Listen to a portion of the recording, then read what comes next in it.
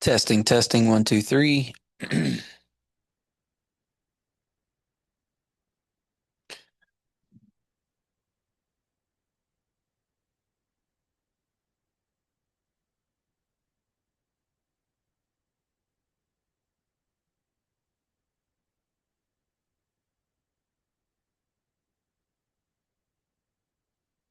Check, check, check, check.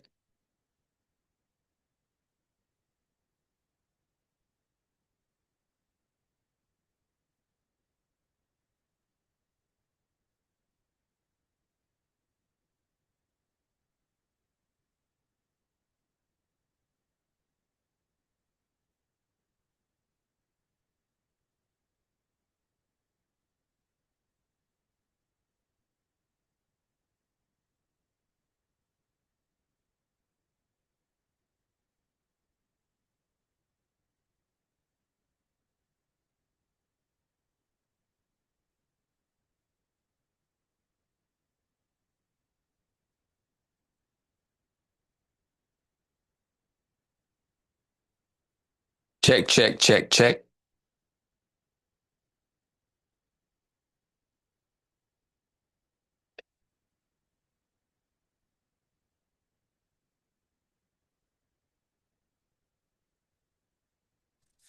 Hey, what's going on? Mr. Evans, good to see you, sir. How are you? I'm doing all right. So I'm trying to set it up on my laptop, but so I just connected on my phone to let you know what I was doing. But I've been trying to get it set up on here. I didn't know the meeting ID or Yeah, the meeting ID is just my phone number, 619-993-8144. 993-8144. Yep.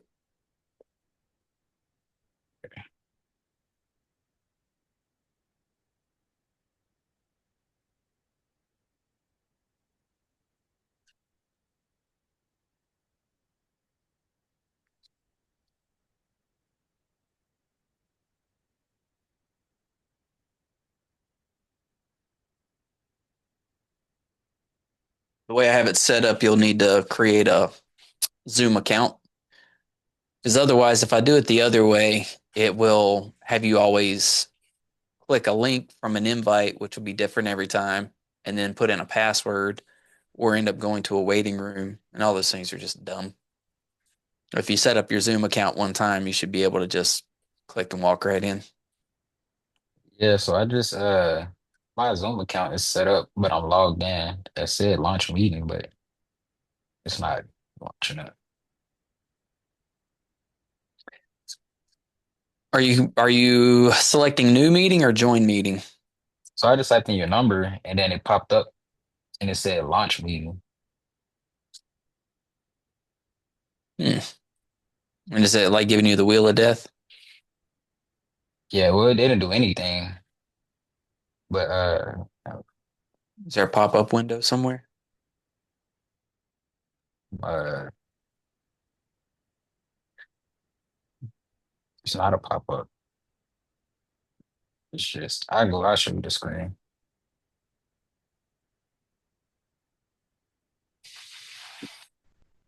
Had to work out these bugs with Hala yesterday too.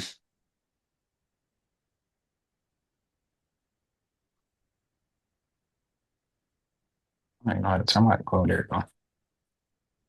Oh, you got the background filter on.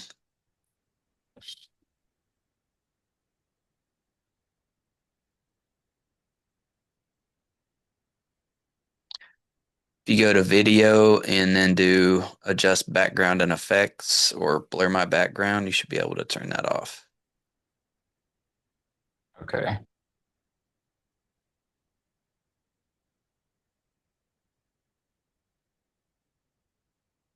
Video.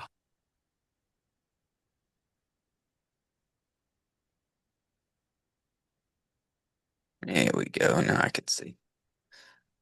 Yeah, so it says I typed in the number and it says the meeting has been launched. Or maybe it's not launching because I'm already on it on my phone. Minimize this screen and see if you got another screen popped up somewhere. So this was the me logged into it. And so I went over here and I pressed join, typed in your number, and then that's when this one popped up. And press launch again.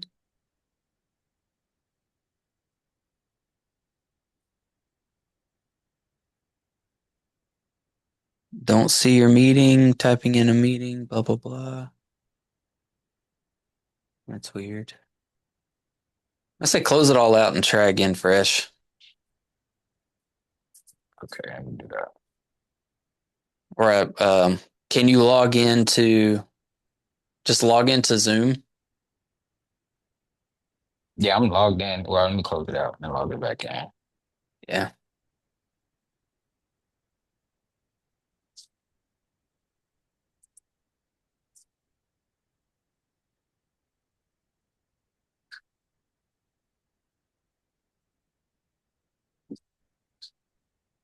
What's your email Okay. address? LILERS Lil Eric dot Okay, got EE. it. Okay. It popped up once I put in LIL.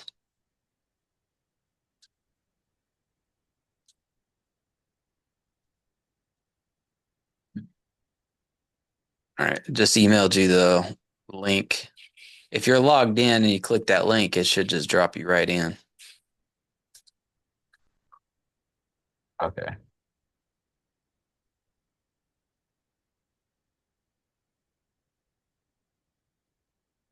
And if it detects that you're on it's the same account from the phone to the computer, it'll give you the option to switch or duplicate, usually.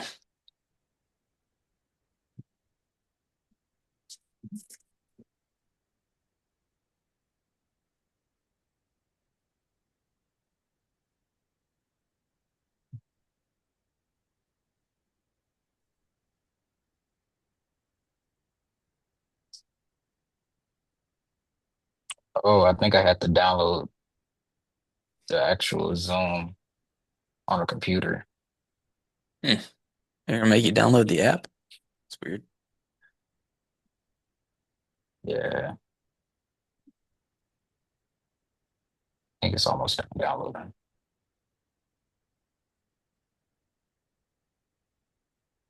So that's what it was. Every time I clicked the link or every time I went to it and tried to launch it, it was telling me to download it. So Mm, now it's downloading. okay. We'll get through this one way or another.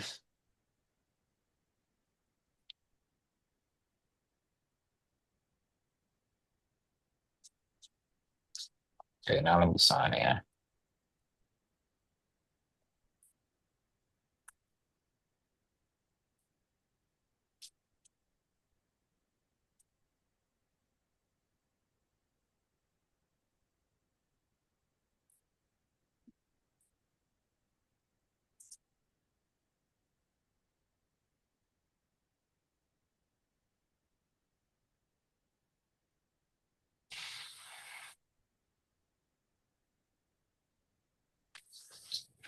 Okay.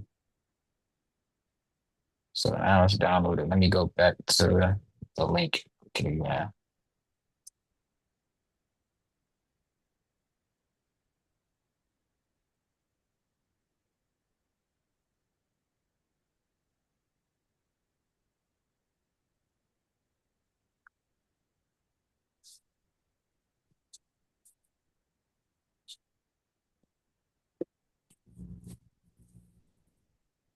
Oh, so it's on here. It's on. There we go. All right. That's gonna make life a lot easier. Can you hear me okay? Yeah, I can hear you. Good. All right, cool. So catch me up. It's been according to my notes, it's been like 3 weeks or so, going about a month since we talked last. Uh-huh.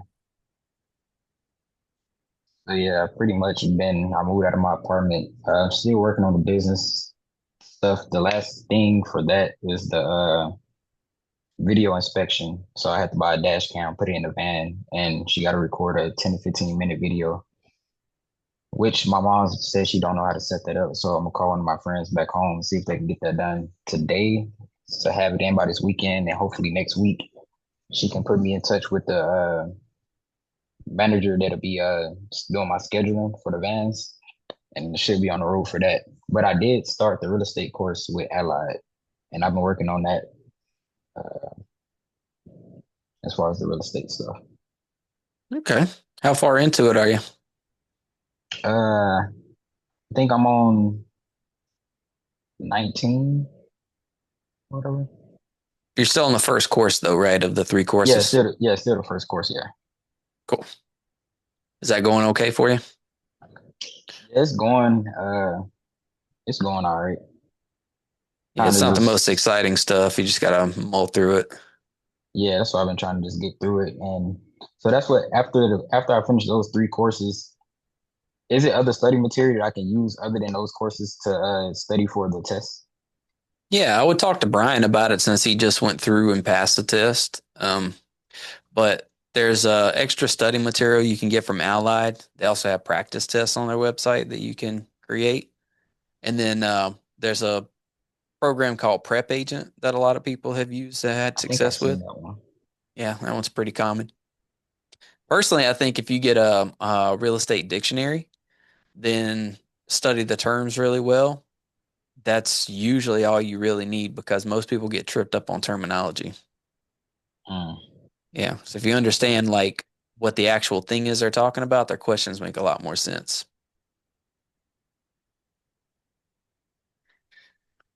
Put that in my notes. Okay. Yeah.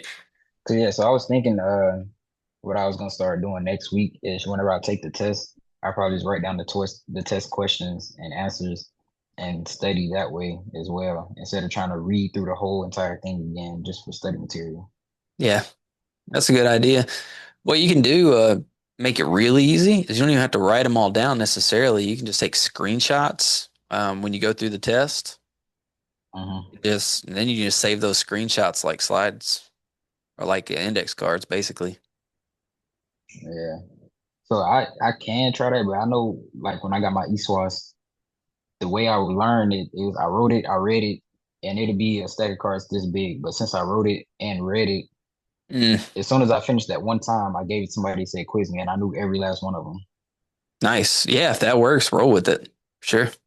It's just a lot more time consuming, but I feel like Yeah, putting in the time there will be more or less steady time and trying to cram everything. for sure. That hand-mind connection is important. Hmm. Yeah. The way I take the classes, the courses, I just go to the end of the chapters and then just open book answer the quiz at the end of each one of the chapters. Because if I Hmm. just try to read something, it's going in one ear and out the other. But if I'm looking for an answer, I'll chew through that whole thing in record time. Like I'll Yes, devour like a whole chapter that way. that's what I've been doing, going Yeah, back, and that's when I was taking the course in Virginia. I think I got like the premium package, so where they send me books and stuff. So it's like I'm taking the test and I'm looking through the book for the answer, and that's pretty much how I was doing it. And I was like, I had a separate notebook where I was taking notes on the stuff that the test was asking, and I was like, I'm gonna just use this stuff to study for the exam. I just never made it that far yeah, because in Virginia it was different. It was like 11 modules, and after you finish all 11, then you take the exam. But here it's three different ones, and it's just different here. yeah. State to state, and even in Virginia, like yeah, closing attorneys out there instead of escrow companies. So even the Hmm. whole selling process is different too. I mean, it's probably more stuff that's the same than different, but it's different enough that it's definitely noticeable. Yeah, and I noticed that just by the course, like the Yeah, what do you call it, the way the course is set up, it's yeah. totally different. So aside from the classes and the business stuff, have you been doing anything else inside your business, making, contacts with anybody, going out and meeting any new folks? So I have done that. I got two people who are potentially interested. So I haven't directly went through my contact list, but I know people from my boat, and I got to go back there one day in June. But there's two people there who said they were looking. I walked in the office, he was looking at Zillow, and just started talking to him, and he was like, "Yeah," he was like, "If you licensed by the time you're ready, then yeah." So when I go back there again, I'm gonna talk to him, and I know my Divo. She said that if I can find the house that she wants, then she would go through me. So I'm gonna go back and Oh, tell her that you don't have to wait till I'm licensed or whatever. And exactly. so, yeah, as far as that, yeah, no, I haven't really got to the contacts because I just like I said, I was moving. I think the last time we talked on the Zoom, I was in the process of moving. And so I just moved here, getting settled in, still got boxes and stuff everywhere. And on the daily, I wake up, do stuff for my business, ripping and running, getting stuff done. Yeah. And I still make it to the open houses, uh, showings or whatever, go there and kind of just get familiar with talking to people and about real estate. But now like I feel like I'm settled in. And last night I came home, it was flooded in here. My whole room was wet, soaked. What? From what? It was a leak somewhere in the bathroom, and it leaked. The bathroom was right next to my bedroom, so it leaked across my whole entire bedroom. The boxes, all the stuff that was in the boxes, I had my separation stuff in the folder on the floor because that whole thing got soaked. Luckily, I scanned everything on my phone the same Wow. day because I had to send it to the reserve recruiter. Yeah. So I scanned it already. I sent it to him. Well, I'm gonna send it after I get my DD 214 because that's the last thing I need. But Yeah. I just so lucky I scanned it because that stuff is so. I haven't even looked in those boxes yet because I was trying to clean up the stuff in here and just kind of get stuff ready. They came and looked at it and said they'll be back to fix it. They don't know when, but right when I was settled in, that happened. So, Jesus. Was it the but it's not. toilet or the bath or the shower or So I think it was somebody else's unit leaked, and it leaked through because we were on the bottom floor, the bottom level, and so yeah. I think it goes up like two more floors.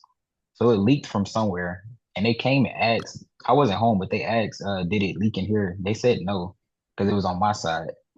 I Yeah. came home at what 10 o'clock last night, and everything was soaked. Jesus. So yeah, I can't really do anything about it.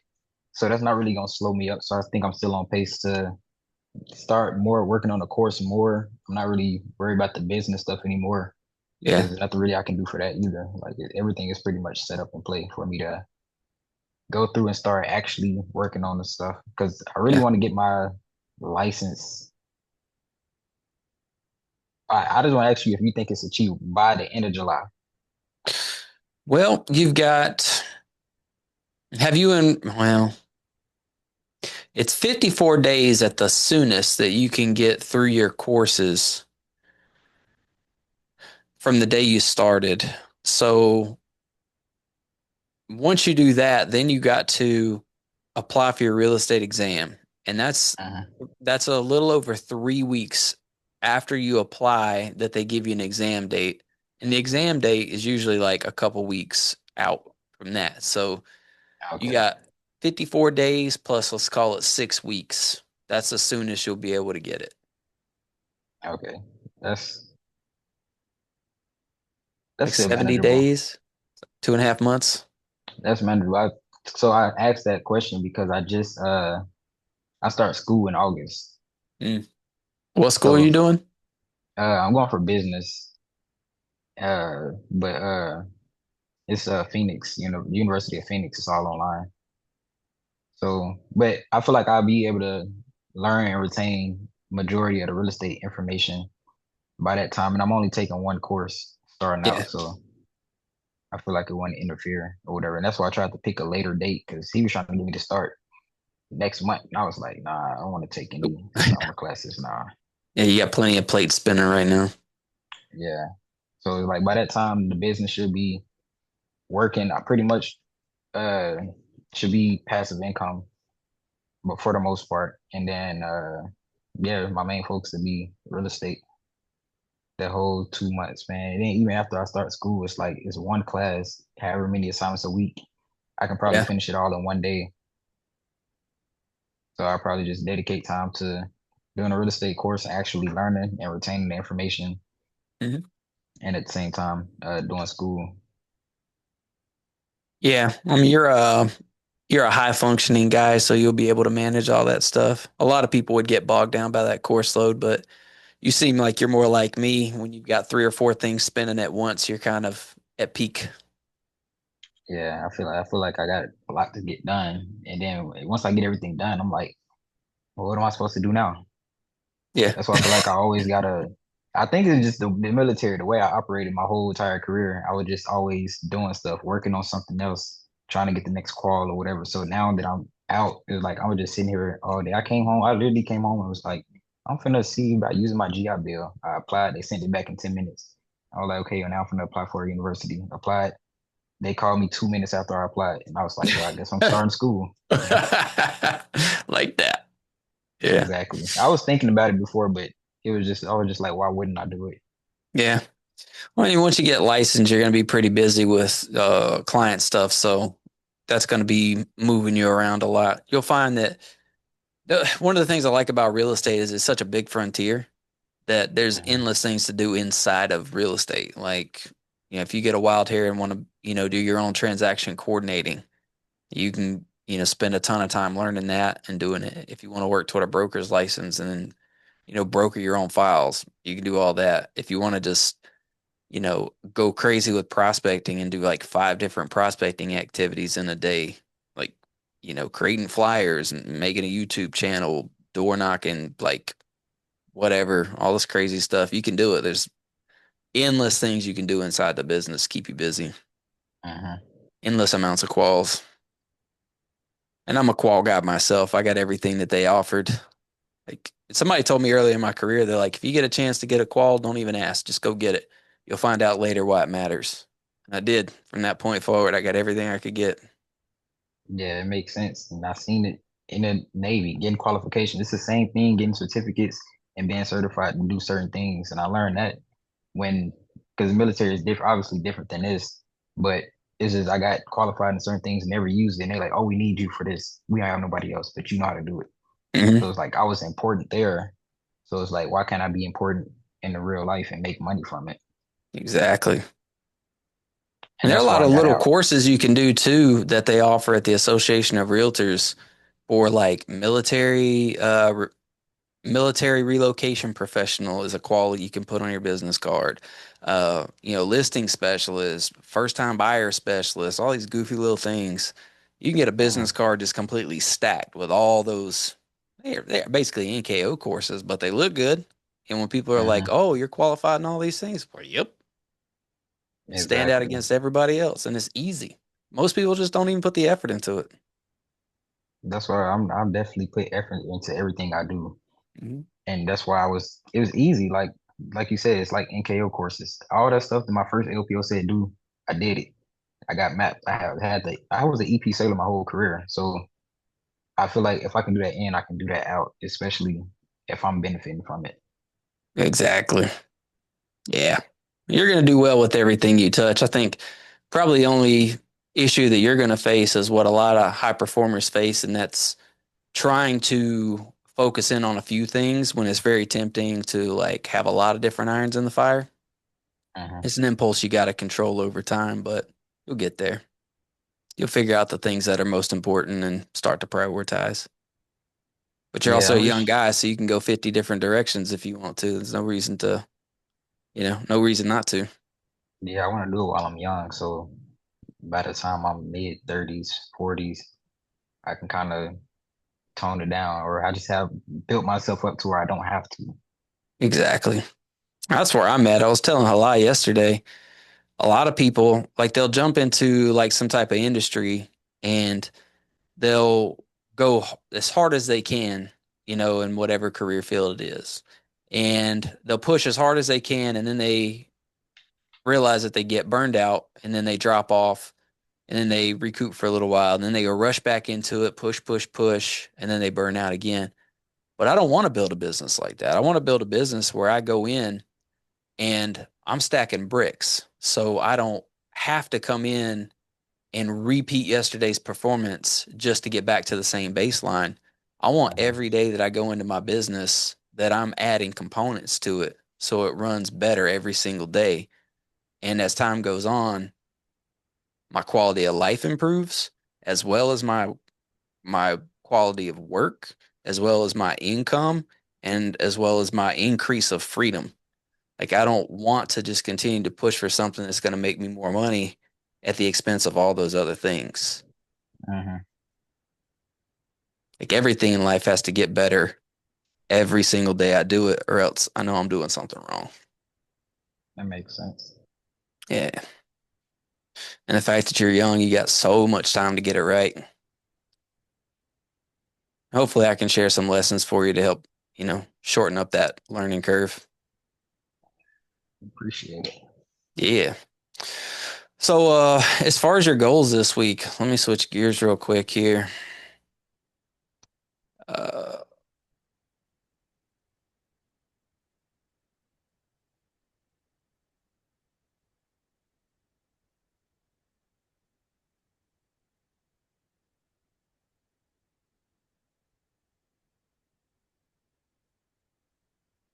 let's see, licensing. Gonna keep chipping away at course number one. You've been hitting open houses with T like every weekend? Yeah, I think I missed the weekend before last, but I did one with her. I did one with Xavier, and I did one with Mike. How do you feel about them? Uh, I get it, and I ask questions too. I talk to them. I don't just sit around and wait for everybody to leave, but I get the concept of it. You pretty much showing the home. If the home sells, somebody like it, then yeah. But if not, you get the information, and you can probably find them what they're looking for. Exactly. It's just an opportunity for you to capture a buyer who needs an agent to be their buyer's agent. Yeah, so I get the concept of it, and it makes sense. So I understand why we do open houses. Yep. It's not really about selling the house at all. I mean, if you can get them to make an offer on that house, that's cool. But 99% of the time, they're not going to buy that house. But if you play your cards right, you'll be able to tag along with them and show them something else for sure. Who do you Yeah. think does it best, X, Mike, or T? T. T? Why is that? Uh, I don't know. She showed up early, took time to set stuff up, put snacks out, had drinks or whatever, had nice music going. It was just it was more of a like you put effort into this. It's like she just Yeah. didn't come in and put 2 bags of chips on the table and a water. Like she actually put time and effort into it. Yeah. What about the interactions with people? Who does that best? The interactions, probably Mike. Yeah. Mike is he's good. Yeah, yeah, probably Mike. He kind of takes my style a little bit. I think T, I mean you correct me if I'm wrong, but T usually will just kind of invite everybody in, set them loose on the house and say, "Hey, ask me if you have any questions." And Hmm. then later on she might catch up and chit chat with them. But Mike, as soon as they walk in the door, he's like locked on. Yeah, exactly. That's what I was saying with him. Yeah. Which style do you think you like best? Uh, I feel like talking to them directly is kind of like shows them that you know what you're doing, you know what you're talking about. You can explain the house or whatever, and then that'll probably make them easier to talk to, and make them more comfortable to talk to you probably about another location or another house that they saw, or even you being their agent. I think that Yeah. first, like, I think first impression is everything. So if so you walk in, they be like, "Hey, welcome in. You can take a look around or whatever." Versus you saying, "Hey, my name is such and such. This is the house. This is what we got going on. If you got any questions, let me know." I feel like that's better than just letting them come in and look around themselves. If you had a good first impression, it'll probably make it easier for them to talk to you and open up about you potentially being their agent. Yeah, that makes sense. I'm big on that as well. I'm glad you mentioned that. What I try to teach is key phrases when people walk through the door. And I got a whole module on this inside of school. So when you get ready, we can actually go over it together. But what I like to do when somebody walks through the front door is my opening question is I give them a big smile and say, "Hey, welcome to the house. What brings you in today?" And when I ask Hmm. that question, it's an open-ended question and they have to think about how to answer it. It's not like how you doing and the instinct response is good. It doesn't do anything, you know. So if I'm like, "What brings you in today?" they got to fill in the blank. And I usually get one of a couple answers. They're like, "Well, we're just out shopping for houses," or we're looking for our first home," or we're just in the neighborhood driving through, or, oh, don't mind us. We're just the neighbors a few doors down. We're being nosy, right? Mm-hmm. They tell a story. They're not just like, you know, well, it's an open house, isn't it? Like, 1 out of 10 people kind of give me a shitty, response like that. But then, like, if they do that, my follow up to them is usually like, oh, well, yeah, duh, it's an open house, but like, why this house? Like, how did you find us? You know what I mean? Like, you looking around online? Do you live nearby? Where'd you come from? Like, how did you end up here of all places? Right. Mm-hmm. And then they're like, oh, I see what you mean. Like, are we interested in this house or whatever? I'm like, yeah, yeah. Like, give me the 411. What's up? Who are you? How can I help you? And then that leads into a pretty good conversation. And one of the reasons I think that's really important is it gets them like sharing information about them, which is what I need. I'm data mining. The second they walk in the door, I want to learn everything there is to know about them so I can start to formulate like you know, how I can serve them, right? If they're just like, I'm Mm-hmm. just a nosy neighbor next door, I'm like, cool. In my brain, nosy neighbor equals seller. So then I'm gonna go down a pathway to be like, well, are you nosy because you're thinking about selling your place and you want to see how this stacks up? Or are you just nosy because you've lived here a while and you knew these people and they never invited you, never invited you over and you want to see what's going Yeah. on? And if that turns out to be the case and they're just nosy neighbors that are never going to sell their house or leave, great. I want to get their contact information because they're going to be my ambassadors for anybody else that decides to move in the neighborhood. So I want them to be the one to call me and say, hey, so and so is thinking about selling their house. You should jump on it. Right. A lot of people just like, oh, nosy neighbor, and then they'll just throw it in the trash and move on. But I'm like, there's a lot more opportunity there than just, oh, they're just here snooping around. You just got to go a couple levels deep. So I'll pull Mm-hmm. somebody in and I'll just go deep into a conversation with them, and I won't stop them from seeing the house at all, but I want to have a really good, rich interview with them as soon as they walk in the door. And then once it hits like a pause period, and they're just like, we go through a couple minutes of chit chatting and I got a good idea what's going on. And you can tell when the conversation kind of slows down a little bit. Then I'll Mm-hmm. then I'll kick it out and be like, you know what? I've been, chatting your guys' ear off. I'm sorry about that. Go check out the house, tour it around. Sometimes I might just cut them loose and send them on the house. And sometimes I'll be like, how about you guys, how about we take a guided tour? Are you interested? And if they're super cool people, or if they're like actual, home buyers, I'll do like you said, and I'll curate a tour to build a lot of value and trust and get them like really wanting to work with me. Like, let me give you Mm-hmm. guys a guided tour. I'll tell you all about the history of the house, why these people bought it, what their favorite things about it are, some things that you might not even know are going on here, that's behind the scenes. And then I'll take them through and chit chat. But in either way, like as soon as they walk in, I'm having them answer the question. I'm figuring out what they are. And then based on what they are, I'm figuring out if there's a way that I can serve them and get a deal out of it.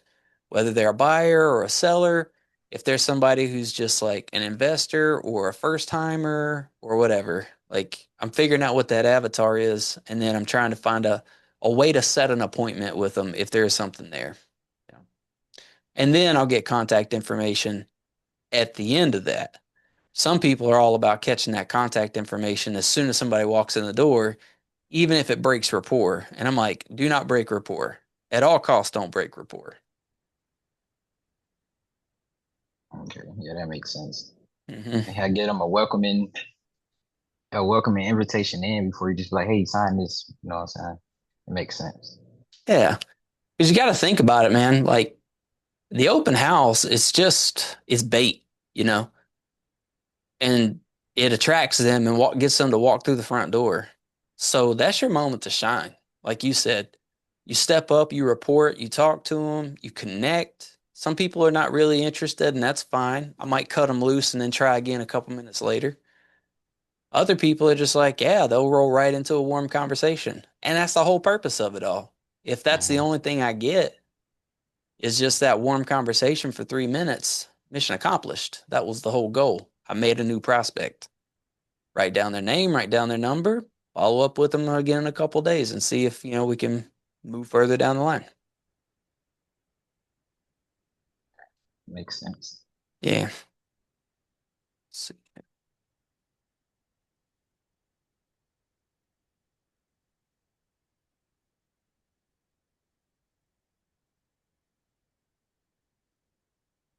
So that's cool. And you're in a position where you can continue to do open houses pretty regularly, right? Yeah, I still have a pretty set schedule. I still pretty much don't do nothing besides my business stuff, and that's majority in the morning time during the week. Weekends, I don't have anything planned, nothing going on. Might start going to church actually, so Sundays probably won't work, but Friday, Saturdays for sure. Where do you go to church? Uh, I haven't started. I got a friend. She's been going. She's been asking me to go a lot, and yesterday I was at her house and she was like, she going to Sunday, and I was like, why wouldn't I go? I was like, I don't have anything else planned, so yeah, I go to church. Good. And I was thinking too, I'm like, there's a lot of people in the church. Exactly. It's a good networking place too. So Yeah. God first, business second. But yes. yeah, Yeah. because I was thinking too, I was like, I went from being around 400 to 500 people on a daily basis to just being at home, running my business from here, talking to people that I only know. And so if I just start branching out, getting into other things, get interested into other things where I'm around other people, new people on a daily basis, I feel like it'll be easier for me to come into contact with new potential buyers. Yeah. And that's my MO too. I really like that. I like to be involved in lots of different things. Like I like rock climbing. I like working on cars. I mean, I like fitness. I like, you know, hiking. I like guns. I like all kinds of motorcycles. Yeah, I'm just into a ton of different scuba diving, whatever. And those are all different communities of people. And every Mhm. time that I get into something like that, even flying like these recreational little aircraft, these experimental aircraft, they even that's got a whole culture of people. I go to Starbucks every day and I get my coffee, and there's a handful of people that I see on a regular basis there. Every one of those little pockets, some people would be like, "Oh, you need to, really focus on your business and don't be doing all this personal stuff." I'm like, that's where my business is. Every time that I join some new group like that, I meet a whole new like module of people, this whole new like, nub of a network. This whole hub has grown naturally. And these are people that I actually share an interest with this stuff with. So it's easy to talk to them. It's easy to build up a relationship. And the next thing you know, like you said, they're like, oh, hey, my buddy, I know somebody who, and that's where you get your business from. And it Exactly. beats the hell out of cold calling strangers and interrupting people every day. Yeah, definitely. That's why, because I definitely thought about that. I was like, I was around a bunch of people on a daily basis. So going from that to this is definitely a difference that I noticed. And then just thinking about this profession, I was like, it'd be a lot easier if I was around other people regularly. Yeah. What groups and activities and things can you think about, jumping into? I haven't even really thought about it. Yeah, maybe that's something to just mull around the back of your mind this week, you know. And if you think of something, write it down, and then next week when we get together, we can, figure out how to, put that in play. Okay. I'll put everything in my notes.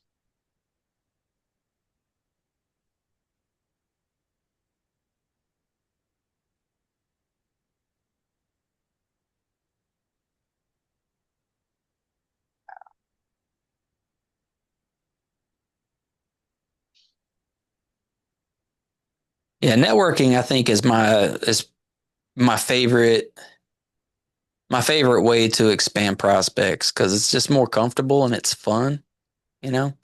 And you can take people that you know from one group and you can take them over and cross pollinate them into another group. Like if you know somebody that's into motorcycles, it's probably a chance they're going to like scuba diving. You take them over and have them meet your scuba diving people, you know? Next thing you Hmm. know, you're creating all these new connections. It's cool. And it's all about being popular anyway. Exactly. Yeah. The more goodwill you can do for people, it comes back to you. I don't know if we talked about this before, but have you come out at all on social media about being involved with real estate? So I've posted a few of the open houses that I've done. but I haven't like let everybody know that I'm into real estate. Okay. Did you get any responses from people on those posts? Yeah, some people responded. They said it's a nice house. It's nice. How much is it? I'm like, you don't want to know the price of it, but it's It nice. ain't I Georgia. agree, but yeah, Uh, are you from Arkansas? yeah, Arkansas. Yeah. Yeah, it's very difficult for people to wrap their head around our prices out here. We're always trying to defend the prices by, well, it's hard to defend the prices, but we try to defend the amount of money that you can make when you get out of your property. That's the Yeah, real win. It's damn near impossible to afford, but if you can, you're gonna walk away with some coin when you're done. Like, yeah, that's what I was telling people. I was, matter of fact, my friend. I was like, how long do you have left here? And she was like, she leave next year, I think. And I was like, oh, I was like, well, that's not really no time. But yeah, I was like, if you did decide to stay here, if you did end up staying here, I was like, you should buy. I was like, you should buy a house everywhere you go. yeah, And like I said, I wish I would have in Virginia. I should have just stuck to it and actually bought one because that was when the market was right when I first tried, right when the market started going crazy and everybody started buying. yeah, But that's because it was cheaper, and then people was overbidding, yeah. That was in and the low interest rate days. I just kept getting outbidded. So I was like, I can't afford to keep sleeping on the couch, so I'm gonna get an apartment. Yeah, Went on appointment a few times. And after that, I'm like, well, I'm finna move now. I'm finna go to California. So it was like, I'm didn't definitely make not finna sense at buy a that house point. here. Yeah. But I was like, if I can afford to buy a house here in the next however long I stay here. So pretty much my plan is as long as I can afford to live in California by not using any money from my business. Like if I'm making money here to be able to afford to stay here, then I'll stay here. And That's a that's what I good mean plan. by afford. If not, if I can't buy a house here, I don't want to stay here because I mean I can't afford it.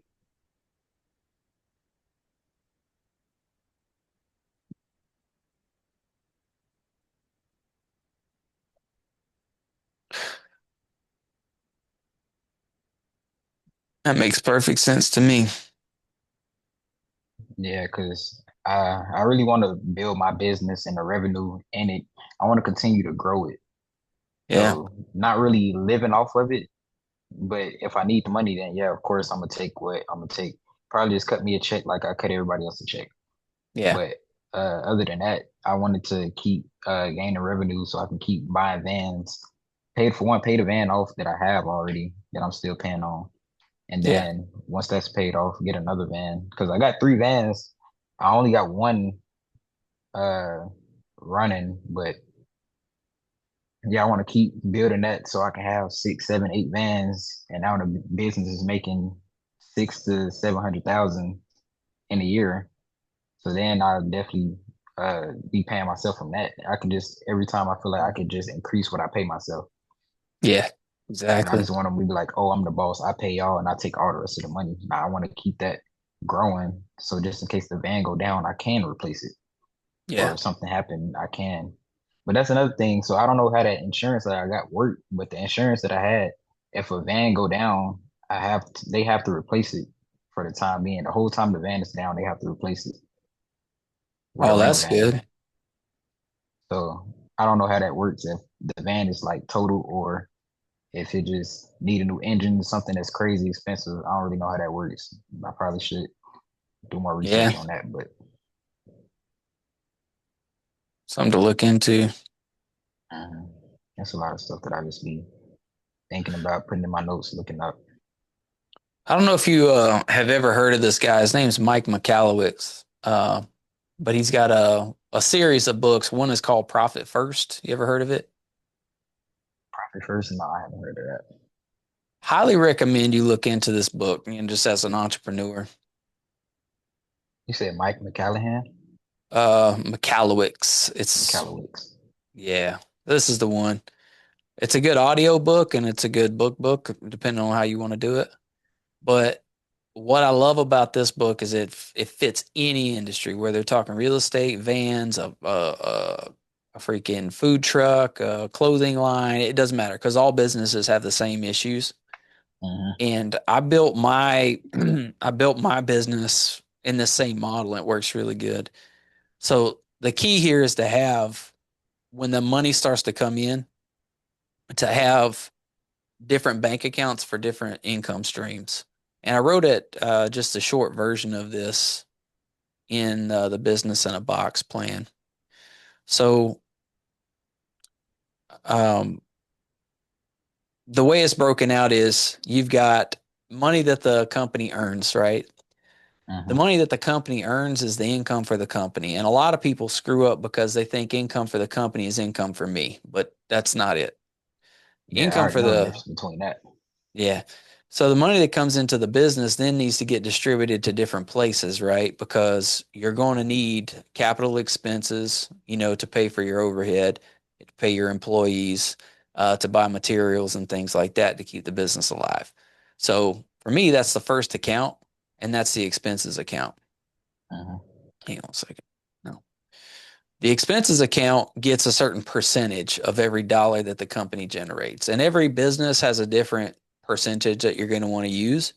I set mine up for Matt Honeycutt Inc. is 40%. So 40% of the every dollar I take is set aside for expenses. That's to pay salaries for employees, that's to pay for the office space, that's to cover gas that I use out of my car. All the stuff that's write-offs, like I Hmm. pull out of that expenses account and I use that card. It makes filing taxes so much easier because I just print out that report and I'm like, all these are tax write-offs. Hmm. Then the next one down is owner's pay. And that's as a business owner, not as the operators. Like, just say you're a driver for your company. I'm not sure how your business works, but let's just say you're being a driver as part of it. And since you're the Hmm. business owner, you make yourself the driver. Well, a lot of people get that confused with the business owner's money. Well, the fact is that actually is a paycheck for a driver.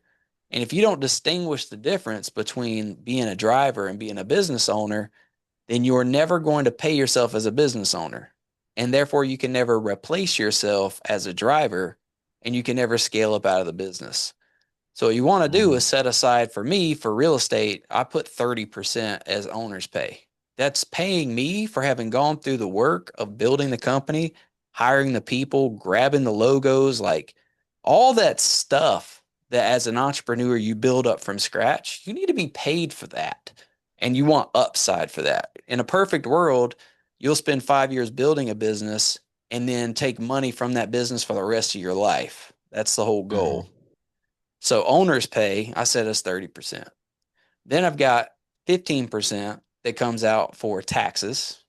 And every business has a different tax profile, but I know 15% is enough because I run everything through my corporation. So that's set aside immediately. Then after that is another 15% for profit. So 15, 15, 30, 40 brings me up to 100%. So Hmm. the profit margin is the money that the company gets to use at the end of the year. And if I don't have any profit in the company after owner's pay, after expenses, which would be paying the driver, and all those other things, if I don't have profit at the end, then I need to stop the business. I need to stop the business or I need to change something. Because if a company doesn't have profit, then it's not a company at all. It's basically it's a charity, right? And that's when you need to change Hmm. something. That profit I use at the end of the year, like you said, buy new trucks, reinvest it back into the business. Or if the business is super healthy and I don't want to scale right now, maybe I just take that money and go have a trip to Mexico, whatever. I deserve it. You know what I mean? So it's got to be there at the end of the year. So what I do is I set up those different bank accounts for all those things, and all that money, as soon as it comes into the income account, it just gets broken out. So as soon as for me, as soon as I close a transaction, I immediately divvy that money up. And the cool part about it is I pay myself distributions from owner's pay, right? So that's a company distribution. It gets taxed at a certain rate. Then I pay myself as an agent from the expenses account for certain things, right? So let's just say I'm going to set myself up to make, 60K in distributions. Then I'll set myself up to make like 30K or 40K, W-2 or whatever from the company. That gets taxed Hmm. at a different bracket. And by breaking it up into those two categories, I can keep my taxable income from the W-2 side really low because I'm in that lowest tax bracket. And Yeah. then I make up the difference with distributions, which is the next lowest tier. So the total amount of taxes I'm paying on that 100K that I give myself from the company is super cheap, right? And that's why I Hmm. can keep a 15% tax margin. And then I just take the 15, what's in that 15% I put aside from taxes, I pay my taxes with it. So super easy. And I always have a surplus in there. So between the extra surplus in the taxes account plus a profit account and paying myself 100K a year, like I set my lifestyle at 100K a year, and then I got all that extra money at the end of the year to survive the ebbs and flows and the ups and downs. Makes life so much easier. I'm not getting stressed out, overspending, and I can ride out the tides when things get lean. Definitely makes sense. Yeah. So it's all in that book. And then I also got it written out here in school too. Just want to share that with you. Yeah, I definitely put it. I'll probably order it on Amazon because whenever I do the audiobooks, I find myself thinking about other stuff. Mm, I'm the other way around. I can listen to audiobooks, but if I read, my mind wanders. Once I start reading a book, I'm reading it. I'll be mad when people interrupt me. I'm like, once I'm into something, I'm into it. That's good. That is a very good quality. Going back to the social media thing, got off the tangent there a little bit, but with the social media thing, at what point do you think you're going to come out and like start to advertise through your social that you're doing real estate? So I haven't really. I don't want to put real estate agent in there. I mean, maybe I should just put real estate and because I was gonna add it to my bio, and I was just gonna do an open house, and then I was gonna make a post after that. And so I was thinking probably the next open house that I do, I'll probably just make a video, edit the video, post it, and then just make a story post. And yeah, I do go from there. And so I was thinking about that too, because I was like, there's no point of me waiting until I'm licensed to let everybody know now. So like I said, I posted on my social media just to post it, just to see what kind of feedback I would get. Yeah, And so I didn't get anybody saying, "Oh, you do." Well, yeah, people say, "Oh, you do real estate," and I was just like, "Yeah, I'm doing a course right now, pretty much just answer their question." But yeah, yeah, I was thinking next open house, and I actually forgot to even record a video from the open house I did with Mike. But definitely the next one I do. I guess it's not one this weekend. I haven't heard anything, but hopefully next weekend I'll definitely make a story post and okay, probably add it to my bio. I ain't gonna say I'm an agent, but I'll just put real estate in my bio. People see that. They see me posting open houses pretty much every weekend, every other weekend. They get the idea of what I do. yeah. Quick question, and this is a thought project I want to run you through. Why not just tell people you're an agent now?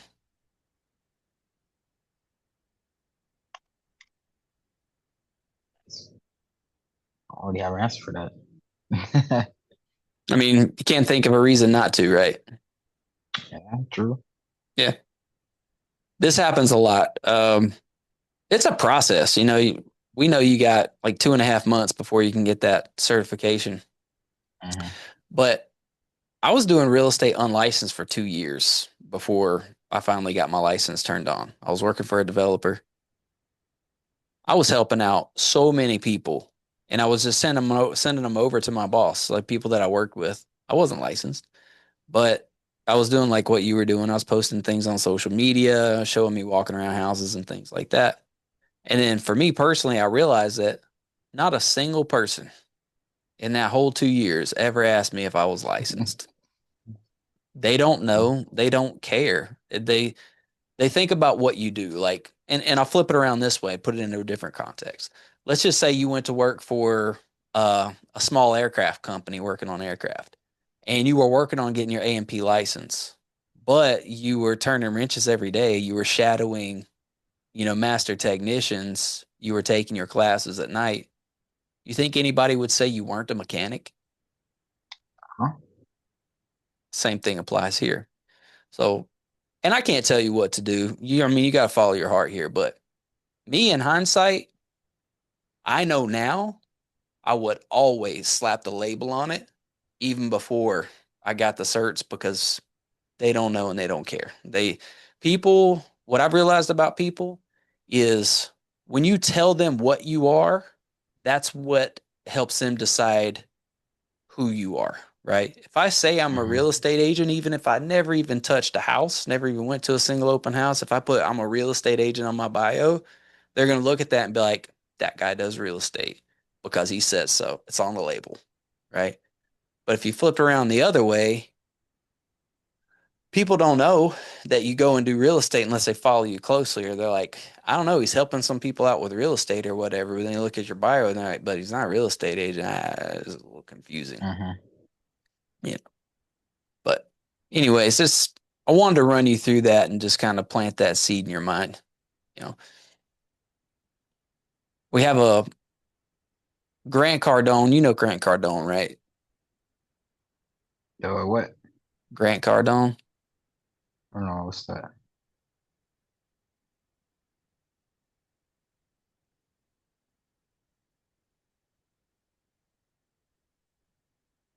The 10X rule. Grant Cardone's a Oh, yeah, I heard the 10X rule. That's a good book. That was another one of those early influences of mine that helped me build all this too. And this is really good for business too. The amount of energy that you put in to build $100,000 business is not that much different the amount of energy you put in to build a million or $10 million business. You have to go through the same hoops. The scale really only comes down to a matter of the number of zeros behind the money you put in and get out of it. But all the other efforts are the same, right? True.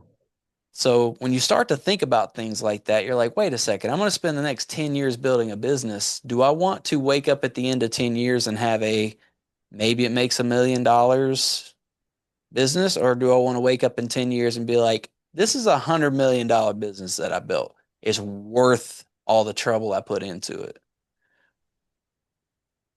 One of the things about Grant Cardone and the 10X is whatever you think you want to do, you're going to probably fall short of that. So go ahead and think of things 10 times bigger and getting them done 10 times earlier than you thought you would. And if you carry that mindset into what you do, you're ultimately going to have a much higher likelihood of hitting, the goals that you want to hit. So that's another good book I think you should probably pick up. But it was something I was going to say about him. Oh, yeah. Grant Cardone's thing is what he used to do when he started his business is he would sell sales training and sales coaching to companies to help their sales departments do better. And what his message for them is it's not a matter of proving to people what your quality and capabilities are. That's not your battle. Your battle is people knowing you do what you do. Obscurity is your number one biggest enemy in sales. People just don't know you and don't know what you do. So your very first battle is to get as widely known for what you do as possible. And you have to strip away every restriction. That means putting what you do on everything you touch. You got a business card in your pocket every time you go somewhere, you laid a card on the table.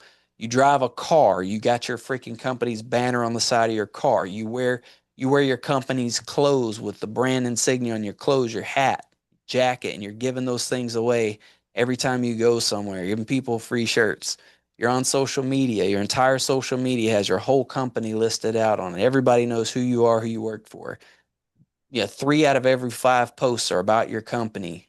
Like just make it so impossible for anybody to see you and not connect what you do to what you do. That's the baseline. That's the bare minimum you need to have in order for your business to get the attention that it needs to start getting business. The world is noisy. So many people out there, influencers, ads, commercials, this nonstop chitter chatter all over the place. For us to think that somebody's going to hear a whisper that, that we're doing a little thing, there's like three people in our whole database that pay a close enough attention to be like, oh, wait a second, that person's doing real estate. Everybody else, that's just going to flash right by. Some people, most people are so preoccupied and so busy, you can hit them over the head with what you do and they still forget a week later. I've had so many clients of mine, and I'm not shy about this whatsoever. I mean, my freaking banner, I got like six of these things behind me. People that I've talked to seven, eight, nine times about what I do, they still forgot and hired somebody else to sell their house. Mm. And I'm just like, these are people I literally had conversations with, met with about this process. They still forgot. Yeah, that's insane. Yeah. Something to think But about. it makes sense though. Yeah. And that's for both your businesses, not just real estate, but even your van business too. Hmm. Nobody's paying attention and nobody cares. That's the number one rule of marketing.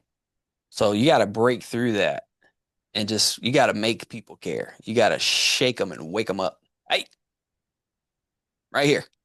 Always. Uh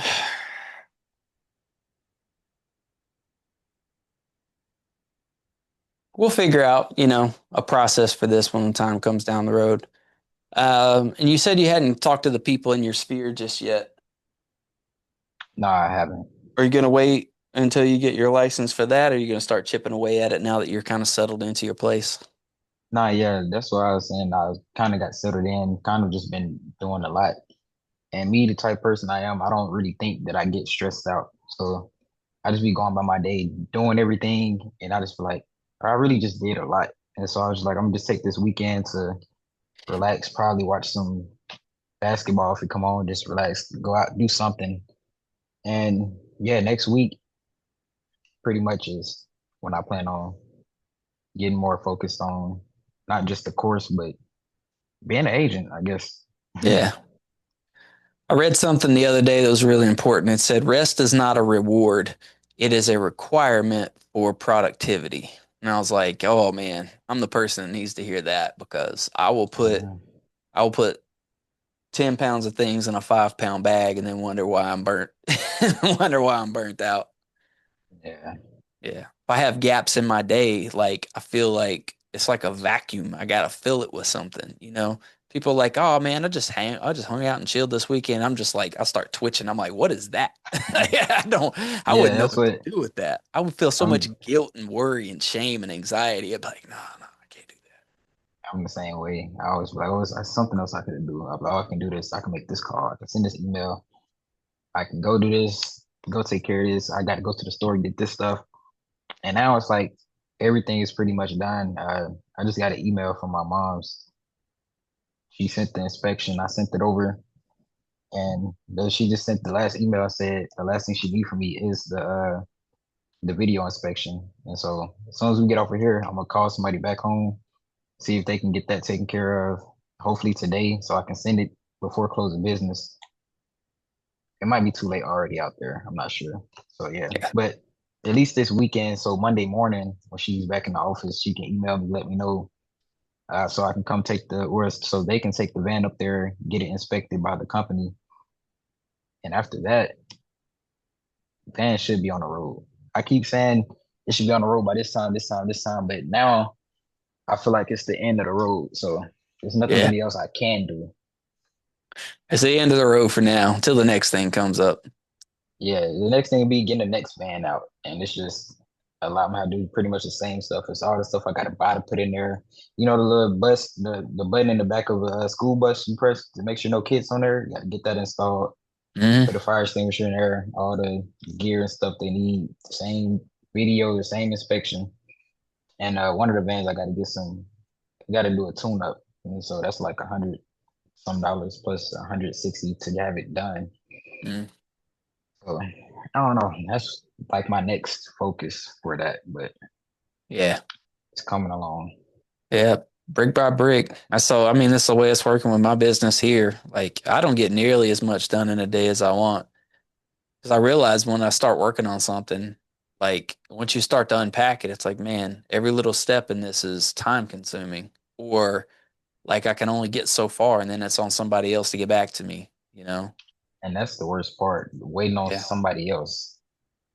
Because a lot of the 100%. stuff, the reason, like the stuff now is like on me, and it's not even on me. It's on my mom's and my uncle, and because those people are hired, and I just in the process of hiring somebody new, and even that process is money because I got to pay for maltreatments, background checks, urinalysis, all that stuff, and then I got to pay for the training, which is like $100 some. So all that stuff is like that's on me now, but me as the owner, not as me and get it done because I'm not there to do it.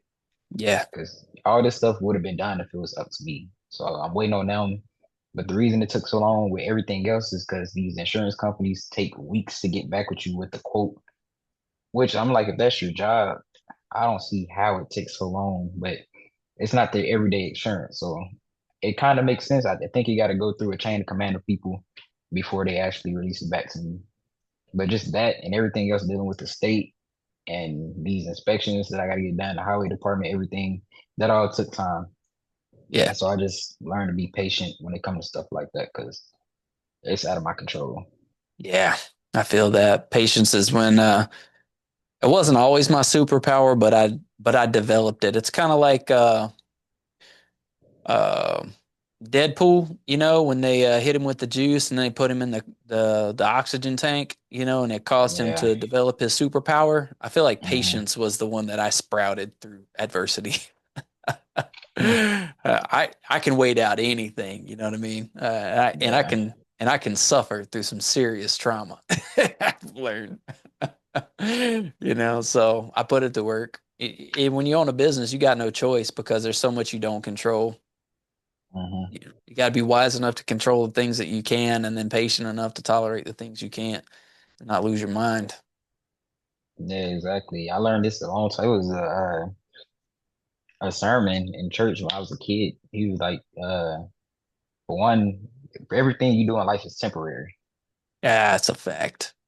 Everything is temporary. And I'm just, that's why I go through my daily tasks, do what I do, because it's like, I'm not going to be here forever. Like, once I get this done, I'm in the next chapter of my life. Like, it'll be over with. It's done. So that's how I look at things. And that's how I got the attitude that I have. Because I do put a lot on myself. Like, I'm an impulsive thinker. So if I want to do something tomorrow, I'm talking about it. Or yesterday, I was talking about it. And today, I'm like, well, yeah, I just started that. That's like enrolling in the University of Phoenix. That was just, I came home. I wasn't doing nothing. I was like, let me just look up, do some research. And I told you how it happened. Within 20 minutes, I was getting a call from the advisor over there. So I just put myself in those situations because now I enrolled like I'm starting August 5th. So it's like I put From myself thinking in that about it and situation. doing it, it's just like that.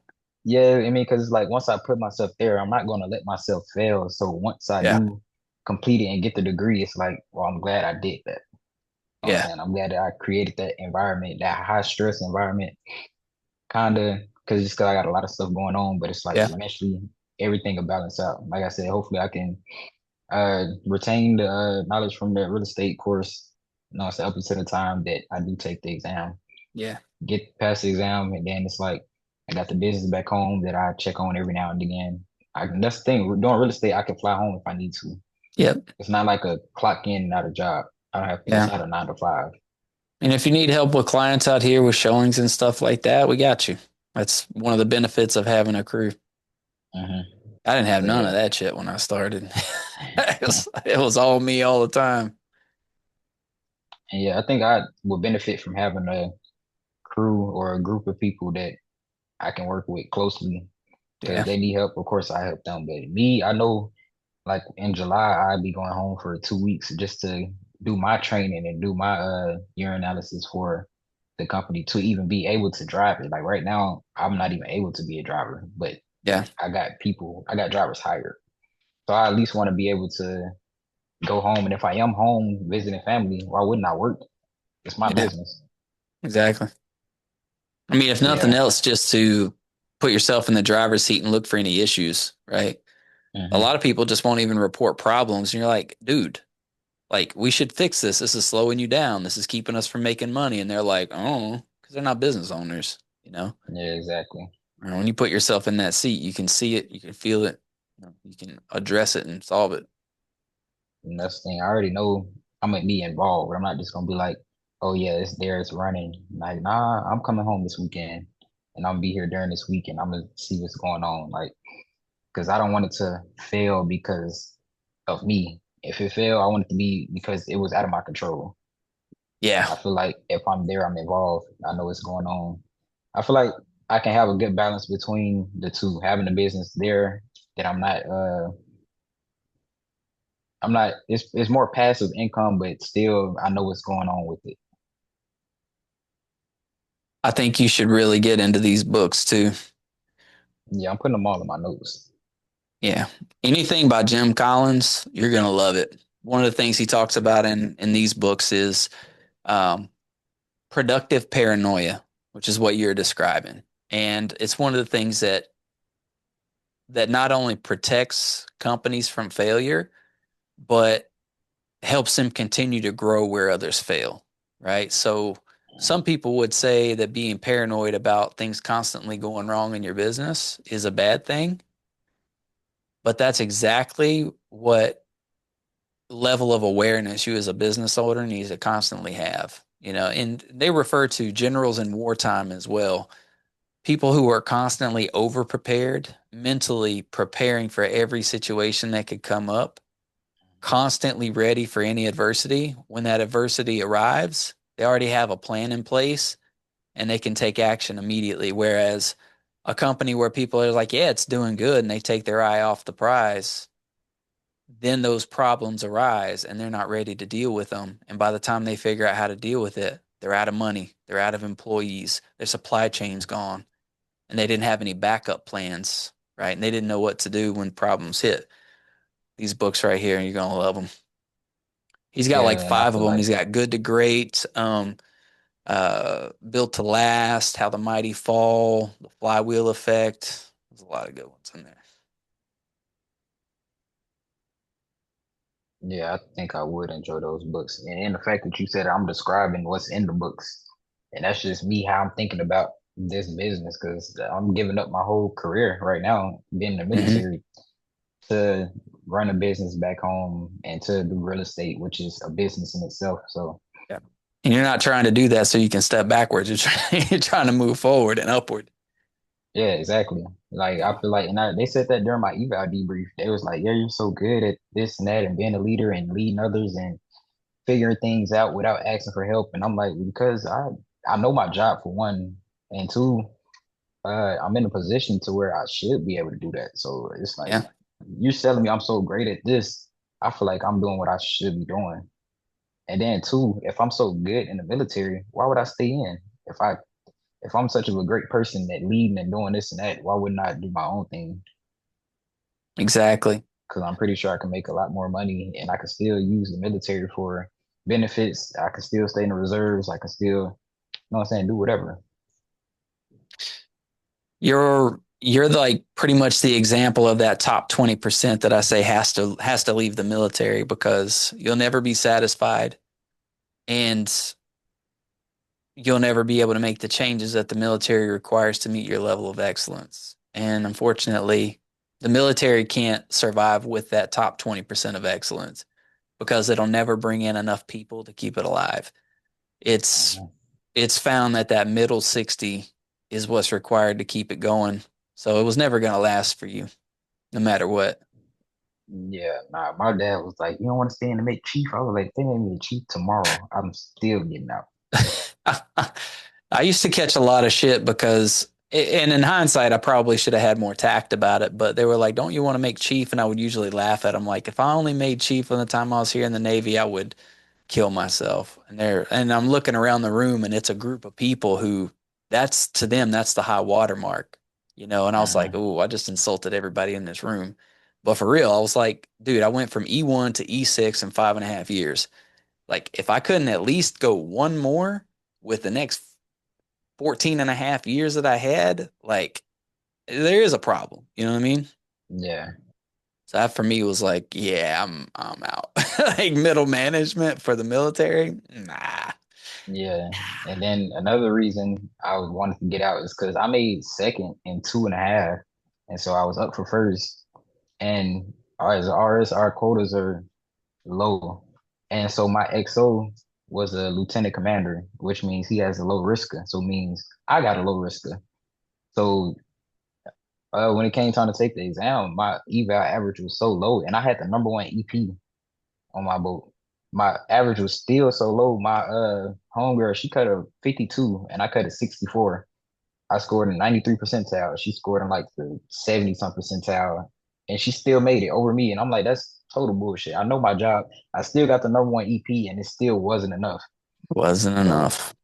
I'm like, nah. And I took it 3 times now. And then now every time I took it, I scored in the 90 some percentiles. And this is something I never study for. I just go Yeah. based on what I know. Because Yeah. I already knew I was getting out, and I was like, if I make it, I make it. If I don't, I don't. But the fact that I do cut a high score and still don't make it is insane. Yeah. I only made I made first. I was I think it was 98th or 99th percentile on the exam. I was like I want to say like second or third highest test score Navy wide for Mm, that. And I didn't make the cut initially. So when they were calling out everybody's promotions over the one MC on the ship, like my name wasn't called, and I was like, oh, fuck. But then I got an email a couple days later from my chief. It just said congrats. And then it looked in there and they're like, we counted your NAM in there and you made it by like 0.01 points because of the NAM. mm, The funny thing about that was the NAM that I got was from uh, running a program because all the other like all the other people that were in that same class or whatever, they mainly just focus on their jobs, but I was already fully qualified in the jobs. But um I took on like I took on the training program, hydraulic program, safety program, and a couple others. And the training program was such a bitch that we never ever like passed it with flying colors because you had to run around and police the whole squadron on filling out their freaking training training reports. binders and stuff like that, require reading boards and everything. And that was always the problem. But Yeah. I was uptight about that, and I went around and I beat everybody up. Like, get it done, get it done, get it done. And we ended up going through uh, our MPA or whatever, PMI, and we passed the inspection for training. And they said it was one of the tightest training programs they ever had. So, when we passed that, Skipper handed out a couple of NAMs for, people who pushed some of those programs through. So that NAM for all that extra work I did was the one thing that got me Mhm. over the top by 0.01 points. I mean, like skin of your teeth. But that's how tight that shit was. Like Yeah. nobody else was even freaking close to being able to do that. And that was with, like you said, that was with straight EPs, like nonstop Mhm. EPs. Like if I'd have had one MP, done. If I'd have not got that NAM, done. Yeah, that's what I don't like the ranking system because when I first got to my ship, I was like, I don't even want to do anything. I don't care about an eval, whatever. Somehow I still got an MP. I guess I'm just good when I'm not trying because it's easy. And then too, like I said, I had quals, so I was forced to do stuff. Even if I was like, I don't want to do it, I still had to do it because I'm qualified. Yeah, So that's it's the just that, downside. and then just putting in positions like I was the LPO before I left, and I ended up getting an EP, and I was like, I don't know why y'all gave me an EP. I'm getting out, and it was like, well, we giving you what you deserve. True, and I'm going to the reserve, so it's not like I'm not appreciative for it, but I'm just like, I did the bare minimum, but I was still good at my job for one, and I still did other collaterals that I was just forced into. I wasn't part of the only training team I was part of was ATTT, because if I did one thing, I had to do another. So I was forced to do that. They wanted me to do DSET. They wanted me to do all this stuff, and I was just like, I'm focusing on other stuff right now. Yeah, Still ended up with an EP, and I was like, okay, well, I appreciate it. But yeah, yeah, that's EP not good enough to keep me in. They kept trying to give me the commission, and my officer, she was trying to give me the commission, but she was getting out. And I was like, that don't even make sense. Why would I even do something that you don't even want to do? You don't even want it. Yeah, and like the era that you were in too, this last 4 years has just been it's been one of the darkest stains like on our service in a long time. I mean, just a Yeah. shit time to be in. Shit time to be in. And they're talking about, oh, you should stay. No. The retention rate is so low. I remember we was in a class. I think during a DOC survey, they was like, who's getting out? And it was literally three people left who didn't raise their hand. Mm. Three people. And I was just like, yeah, this is crazy. Yeah, I can't do guys. this. It's time for us all to go. Yeah. Yeah. Well, the good news is with the world that you're in now, like results will come from what you do because it's not up to anybody else. I mean, it's up to the clients that hire you. It's up to the clients that take up the services for the business you own, but they Uh-huh. will because the same way that people would come and tap you in your job at work because they knew you could do it, those are the same people that are going to come tap you for real estate and come tap you for your van business because people Uh-huh. trust the work that you do. So, and that was one of the big reasons for me is like I have zero control, especially going from 6 to 7 in the military. You can control a lot all the way up through 6, but 7, it's completely up to some fucking guys in a back room whether they like you or not. And that to me Uh-huh. was like, we're done because Yeah. I'm never going to be the guy they like. I hold a hard line. I don't see things the way they do. I see things for truth and justice. They see things because this is the system that we grew up with and it is the way it is Exactly. because that's the way it is, but it's not right, you know? So I'm never I'm going never to, like that. I'm not a kiss ass. Every you know, EP I got was because I worked for it. exactly. And the MP I got, she was like, "Oh, I know you deserve an EP, but they've been in longer and this is your first one." I'm like, "Okay, I know how the system works. Give me my MP. But my next one better be an EP." The next one Yeah. I was number one EP. And I was like, that don't even make sense. How I went from an EP to number one. I mean, I went from an MP to number one EP. Yeah. I'm like, Just that jump don't even straight to the make top. sense. Yeah. Like, but if you say that's how the system works, then that's why it's not gonna work for me. Because if I'm the best, just tell me I'm the best. Give me the best. I Hmm. don't care about somebody who's been in 12 years and they need this to make advance. Honestly, they did something. I don't know. I can see how certain situations, certain circumstances, but that ain't got nothing to do with me, Yeah. honestly. Because I feel like You're now you rewarding messing them with just for sticking around. Like, what's the point? They didn't work for it. Nobody's going exactly, to them to ask them for things. You know, they're not the guy that you're exactly. going to depend on when the shit comes down. So you're going to use me up, but then advance them instead just because they waited. And now in my career, years down the line, that MP still impacts me because it's still That's a it's still black a part every mark. time I take the yeah, Yeah. They're like, oh, how come you got this MP? And you can't explain to people, like, I didn't do anything wrong. They just gave the EP to some other asshole. exactly. And it's Yeah. They crazy don't see because it that way. we went up for the Sailor the Quarter board, and the dude who got the EP number one EP, he was from the transfer, but he won the quarter, and I won the quarter, so we going up for the board. He was just like, dude, I'm not even gonna try. He was like, I know you're gonna win. He literally went in there, said Sailor's Creed, told them he didn't want to answer any questions, and walked out.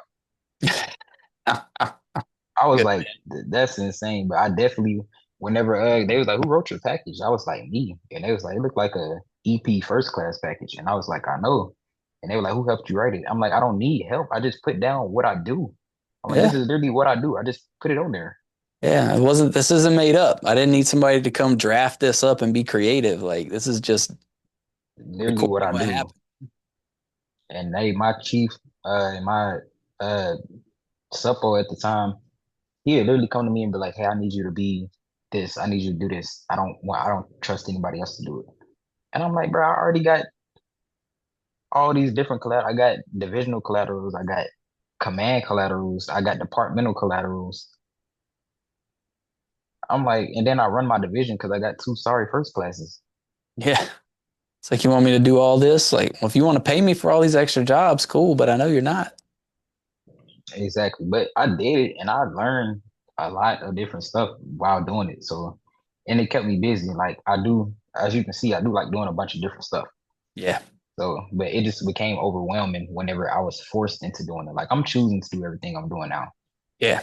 I was forced with doing other stuff that I didn't want to do, or I just had too much on my plate and they didn't care. But Yeah.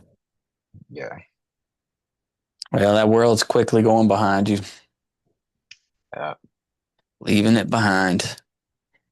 Well, I mean, you got a lot on your plate. You got a lot of stuff to do. I think you have a good grasp on what you need to get done. So why don't we call it a day here and keep working on those things, and then we'll touch base again next week. And if you need anything between now and then, just let me know.